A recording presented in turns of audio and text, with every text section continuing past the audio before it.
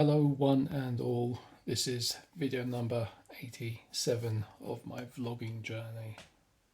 Getting so close to 100, which is awesome. It's been a long time coming, literally, been 87 days so far, another 13 to go, which is cool. Anyway, this video is hopefully going to be short. I don't know, I might end up rambling a bit, but I'm going to try and keep it very focused, to the point, and not too far out there, you know. So I want to talk about how to boost confidence and self-esteem, which is I suppose, a very common topic and subject amongst many people, especially a few of the people that I come across in the gym. You do get a lot of people who they will kind of set up shop in the corner of the gym with maybe a dumbbell or whatever, do some exercises. Maybe they don't always know exactly what it is that they're doing exercise wise, and they don't want to ask anyone. They just do the thing that they think they're doing right, and then after 20 minutes of not even breaking out a sweat, they pack up their stuff and they leave. And there have been a few times where if I've spotted someone like that and they're clearly struggling, I do go over and speak to them and say, look, if you need some help, just ask and give them some advice. But anyway, I digress already. So, point number one to boost your confidence and self-esteem is to be kind to yourself.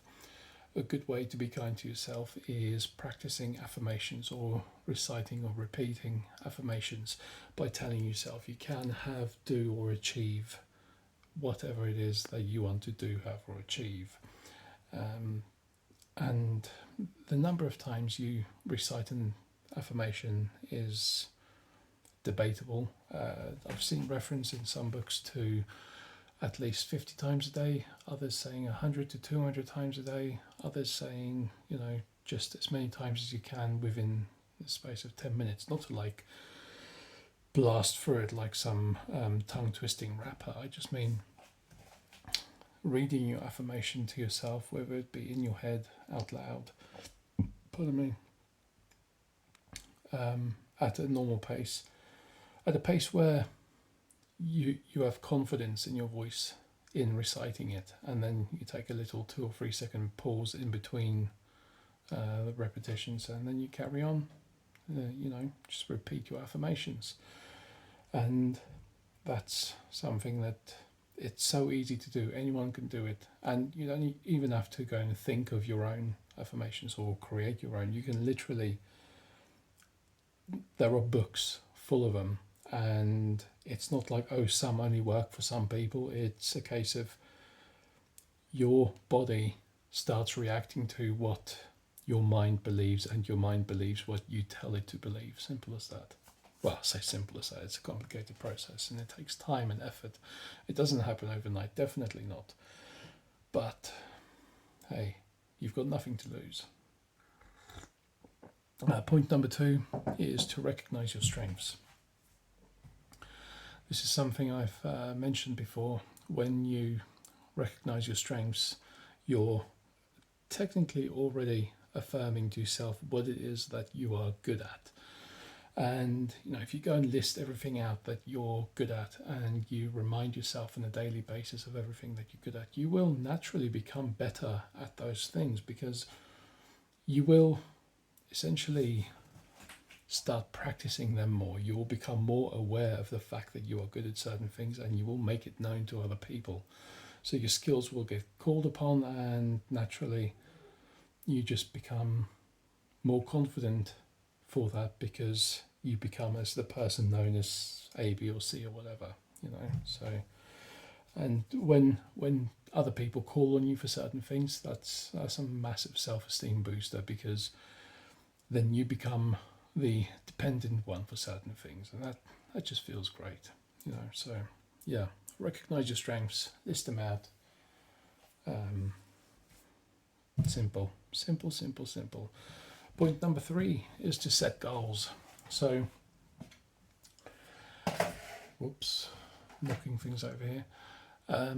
yeah, setting goals is a bit of an ambiguous term, but you have to be a little selfish here. So set goals for things that you want to achieve personally. So if you could spend a few minutes and completely ignore everything and anything else in the world around you and just concentrate on yourself and set some goals for yourself, like, whether you want to be rich, or you want to live in a big house, or you want to learn something new, or you want to achieve some sporting great, anything like that.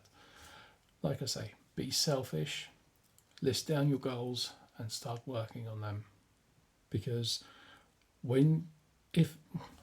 don't want to say if, when you achieve a goal that you have set for yourself, especially if it's I call it a selfish one because it's a self-interest goal. When you achieve a selfish goal, it makes you better in another field. It means you've achieved something else, and again, that boosts your confidence, is great for self-esteem. It doesn't need more explanation than that. Next point, number 4. Hot coffee. Is to take care of yourself. This is an obvious one that everyone knows, but no one really does. And by that I mean diet and exercise, those two words that everyone hates. So diet doesn't have to mean that you are on a diet, that you're on a calorie restriction, that you can't eat what you want to eat. No, diet should mean you just have to be mindful of what you do eat, making sure that the foods you eat are nutritious and wholesome and good for your body. They should feed your body and your brain. As soon as you start eating a crap diet, so got an example right here, chocolate bar, start eating sugary treats, biscuits, cookies, chocolates, pancakes, crap like that on a daily basis. Yeah, no, it's fine to treat yourself, be it once a week, once a fortnight, once a month, whenever you want to treat yourself, as long as you don't treat yourself every single day. Like, don't eat pancakes for breakfast every day. That's a bad diet choice. Instead, go with fruit if you want to eat breakfast as soon as you wake up. Don't get burger and chips for lunch every day at work. Like, if you work in an office, it's easy enough to just submit a takeaway order with whoever's doing the rounds for lunch. Don't do it every day. Every now and then, like, pack yourself a fucking peanut butter sandwich or a tuna sandwich or even a salad. Make a chicken salad. That's a lot better. Or if you can order a chicken salad, go for that. Just be mindful of the food you eat. It doesn't mean dieting, doesn't mean eating less. It just means fueling your body accordingly. And obviously exercise, like I've said before, exercise doesn't mean being a meathead and bodybuilding or running on a treadmill for an hour at a time or going absolutely nuts on the elliptical trainers, which, quite frankly, I don't see what benefit they offer to the human body. That it can literally be something as simple as walking. Just if you have spare time in the mornings, like if you wake up early, go for a hour walk, or in the evenings, if you've got some time, or even go out with the family, go for a walk, or just walking. Everyone knows how to do it, except for those who obviously don't have the use of their legs. I apologize, but for every other lazy shit out there who doesn't just takes the power of their legs for granted, shame on you. Point number 5 is to practice assertiveness. So when you assert yourself in big conversations or in meetings or anything like that, or even just if you're with the family and you're having a chat around the table, is that it improves your communication skills. And if you're a better communicator, that at least makes you appear more confident in front of other people. And that feeling or that perception of confidence gets reflected back onto you, and it makes you feel doubly more confident in any situation. So if you're in a big meeting with a bunch of people, if it's a professional meeting and you're assertive and you're putting your point across, people start respecting that, and your psyche will pick up on the fact that people are listening to you, and it boosts your confidence from there. So yeah, be assertive. Point number 6 is to avoid comparison. Quite frankly, because you never know what someone else is going through, what they have been through, what their goals are, or what their struggles, pains, or strengths are, quite frankly. The phrase apples to oranges comes to mind. Okay, yeah, technically you can compare an apple to an orange, but at the end of the day, apples and oranges are so different, and that's what it is for all people. Everyone is unique, and everyone has their own strengths, and it's terrible practice to compare yourself to someone else.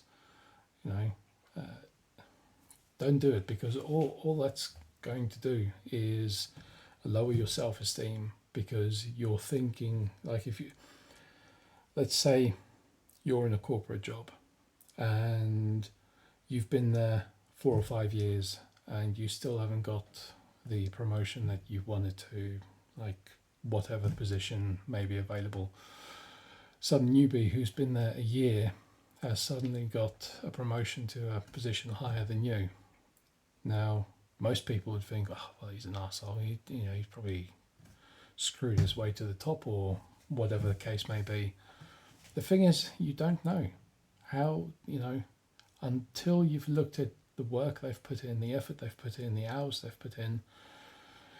You can't compare yourself, unless you know for a fact that you've given it the maximum you can and you still haven't got that promotion. Then maybe there's something else at play, but quite frankly, comparisons are bad. So let's leave it at that.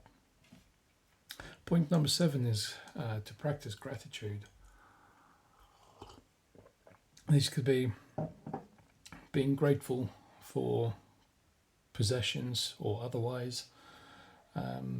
It's similar to recognizing your strengths, in that it's something you have, as in, if you've got a roof over your house, be grateful for that. If you've got a loving family, be grateful for that.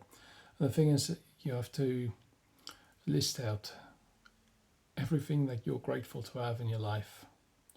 Or even, here's one practice you could do. Every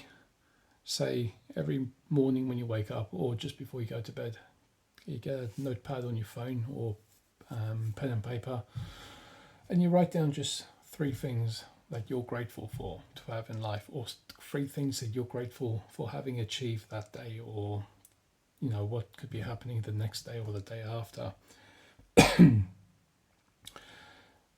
That just gives you a bit of a self-esteem boost, because it's a reminder that life is good.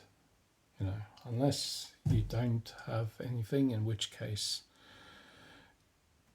if